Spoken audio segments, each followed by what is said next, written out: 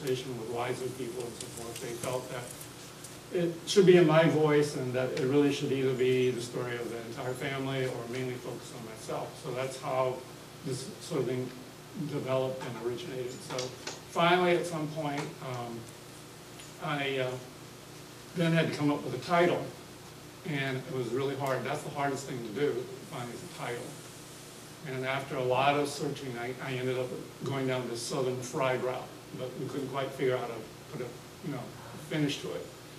So my wife jokingly said, well, why don't we call it Southern Fried Laundry? And I said, well, I don't think so. I don't think that's going to work. But once we hit on Southern Fried Rice, 99.9% of the people who were really enthusiastic said, that really sort of says something, because it gives some connotation of the region and also the ethnicity. But then there's always one doubter, they said, did you really run a restaurant? And I said, no, it would have been perfect if we had been in a restaurant business. So, nothing's perfect in the world. That's as close as we could come. All right, so over my life, people who find out that I've come from the South inevitably say, how did you get there? What were you doing down there? I mean, they find it extremely hard to believe, especially, 10, 20, 30 years ago. Now, there are a lot of Asians, Chinese, Koreans, Vietnamese, and so forth, in Atlanta at least. But in the era that my family lived there, which was roughly from the late 1920s until the middle 1950s, some of us left earlier, but that gives you the time span. There were very few Chinese in the South. I looked up on the census in 1900 or 1910, in the entire state of Georgia, there were, I think, 140, give or take a few, Chinese listed in the census. Most of these were men. There were very few women at the time because of a variety of reasons. One of which was that it was very difficult due to immigration laws for Chinese to get in, for men, even more so for women. In the state of Mississippi, which probably had the most Chinese in the South, and I seem to remember it was something like 200 and thereabouts in the entire state, mostly congregated along what's called the Mississippi Delta, sort of along the river. And that was a very rural area. And the Chinese there mainly ran mom and pop grocery stores, where they served primarily black clientele. Now, put this in perspective, I looked in the census schedule, and for 1900, the city of Hanford itself had over 140 Chinese. In other words, Hanford had more Chinese, or as many Chinese as the entire state of Georgia or the entire state of Mississippi.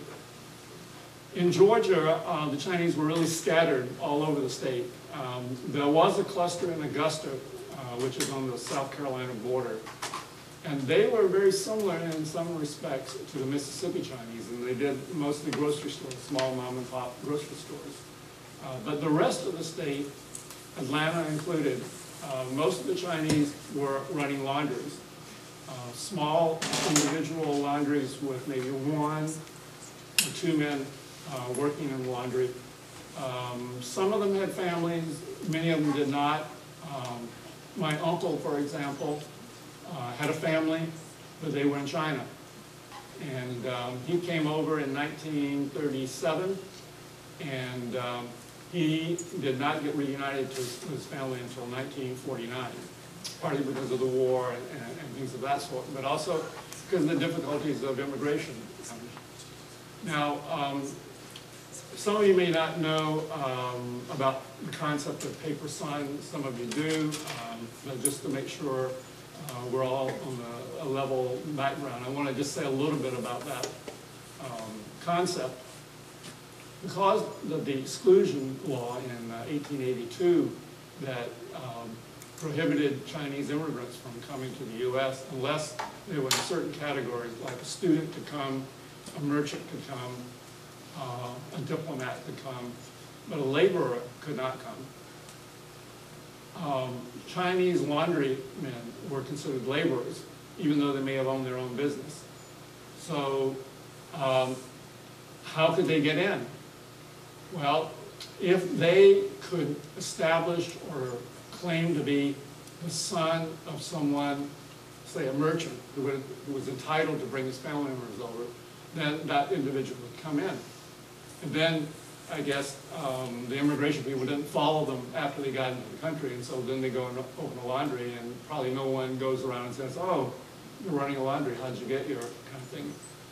Because you had papers that said you were the son of a merchant. Well, since you really weren't the son of a merchant, how did this come about? Well, essentially, you would buy these papers. They would be, fake papers, so illegal, certainly by the letter of the law, but I think from the spirit of the idea that the Chinese needed work, and there was very difficult times in the area around Canton in the southern part of China off the sea from Hong Kong. Many of them were desperate to come to Gold Mountain, to earn a living by whatever means. They did not come over with the intention of actually doing laundries. I mean, that's maybe a misconception.